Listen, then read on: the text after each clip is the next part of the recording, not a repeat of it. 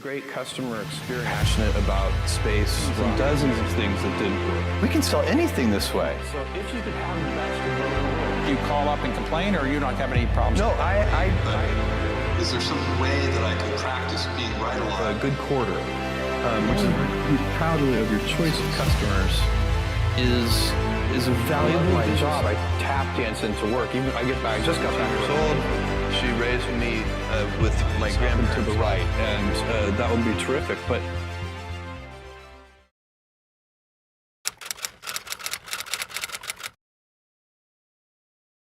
no, I think it's always hard to know why you're drawn to a particular thing. I think part of it is if you have a facility with that thing, then of course it's satisfying to do it, and so in a way that's self-reinforcing.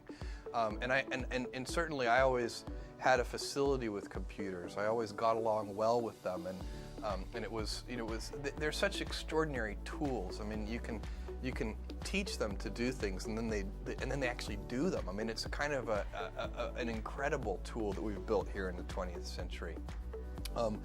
And that was a love affair that really did start in 4th grade.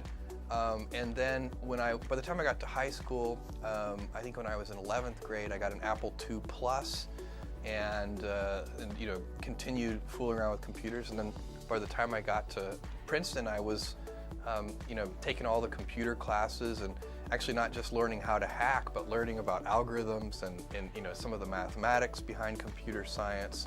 And it's fascinating. I mean, it's really a very involving and fun subject.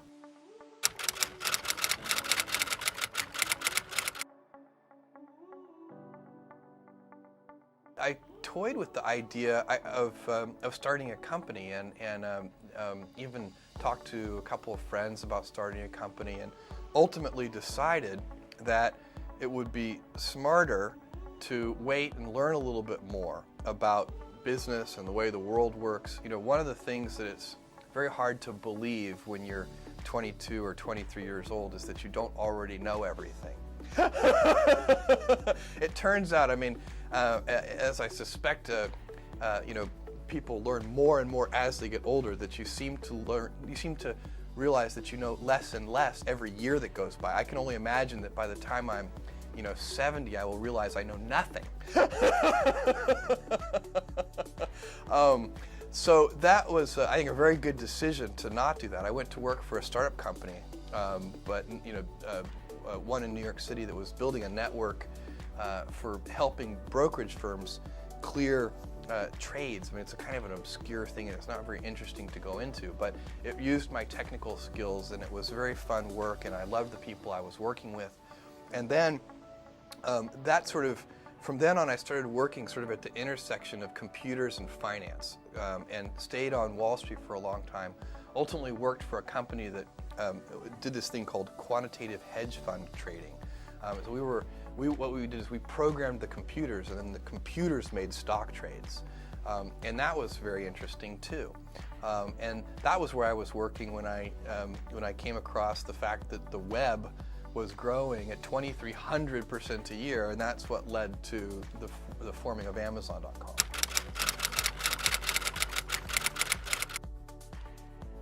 So you want to start a company. Well, the first thing you do is you should write a business plan. And so I did that. I wrote about a 30-page business plan. I wrote a first draft. In fact, I wrote the first draft on the car trip from the East Coast to the West Coast. And that is very helpful. Now, the business plan won't survive its first encounters with reality. It will always be different. The reality will never be the plan.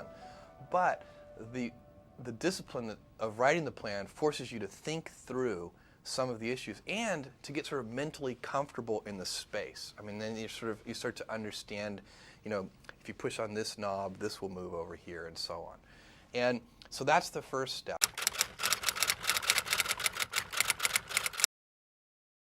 Once you are looking at the odds in a realistic way, it's very important for entrepreneurs to be realistic. And so if you believe on that first day while you're writing the business plan that there's a 70% chance that the whole thing will fail, and then that kind of relieves the pressure of self-doubt. I mean, it's sort of like, I don't have any doubt about whether we're going to fail. That's the likely outcome. And it just is. And to pretend that it's not will lead you to do strange and, unnatural things.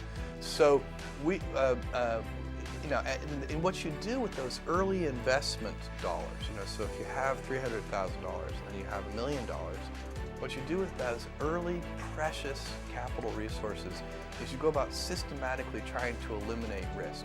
So you pick whatever you think the biggest problems are, and you try to eliminate them one at a time.